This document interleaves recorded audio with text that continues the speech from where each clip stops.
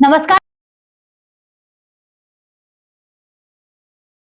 मध्य प्रदेश की राजनीति में आज सबसे बड़ी चर्चा मुख्यमंत्री डॉक्टर मोहन यादव की संपत्तियों को लेकर प्रकाशित रिपोर्ट को लेकर है।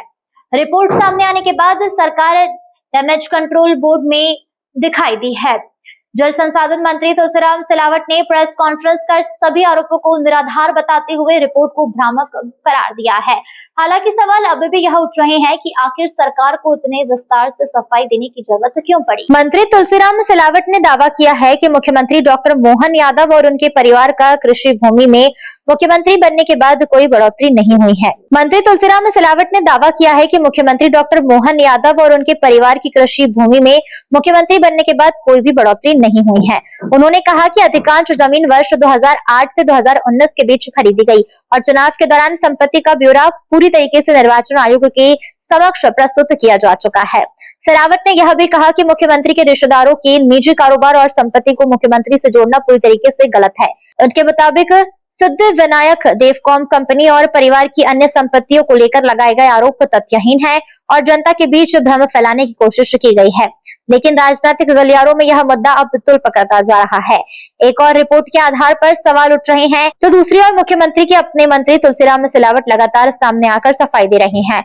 अब इस पूरे मामले में सियासत और तेज होने के संकेत मिल रहे हैं। इंदौर से संजना प्रियानी की रिपोर्ट। 23 जून को 2026 को प्रकाशित समाचार में मध्य प्रदेश के सम्मानीय मुख्यमंत्री एवं उनके परिवार को उनके रिश्तेदारों द्वारा किए गए सदन व्यवसाय एवं भूमि क्रय विक्रय को जोड़कर भ्रम उत्पन्न करने का जो प्रयास किया गया है, तथ्यों के आधार पर स्थिति निम्नानुसार है। आप जानते हैं, मुख्यमंत्री डॉक्टर मोहन यादव की कृषि भूमि में कोई वृद्धि नहीं हुई। दूसरा, 2023 में उनके स्वामित्व एवं अधिपत्य की कुल भूमि 17.967 एकड़ थी, तो जून 26 में भी 17.967 एकड़ ही है, जो पूर्व में चुनाव में जो हम हलफनामा घोषित करते हैं वो हमने सबके सामने दिया है। और आप जानते हैं कि श्रीमती सीमा यादव कृषि भूमि की लगभग यथावत जो पहले थी वो आज भी है। 2023 में उनके पास 12.287 एकड़ भूमि थी, जो 2026 में भी 12.29 एकड़ है। अधिकांश भूमि डॉक्टर मोहन यादव जी के मुख्यमंत्री बनने के वर्ष के पहले 2008 से लेकर 2019 के बीच खरीदी गई भूमि थी। अब आप जानते हैं, सिद्धि विनायक देवकॉम प्राइवेट लिमिटेड के संबंध में भ्रामक प्रस्तुति की गई। यह कंपनी 2008 में कृषि कार्यों के लिए स्थापित हुई थी।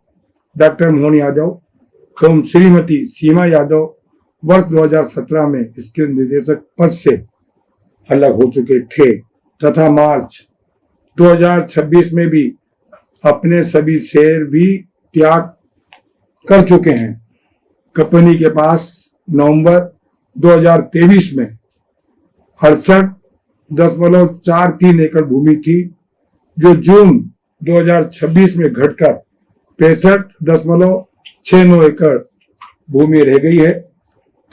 आप जानते हैं, पुत्र वैभव यादव द्वारा खरीदी गई भूमि मुख्यमंत्री बनने से पहले ही खरीदी गई थी। ये स्पष्ट कर रहा हूं मैं। ग्राम सावरखेड़ी में 2019 में मार्च 2023 के बीच 16.38 एकड़ भूमि कृषि का क्रय किया गया था। यह खरीदी मुख्यमंत्री पद ग्रहण करने तथा उज्जैन के मास्टर प्लान 2035 लागू होने के पहले की गई थी।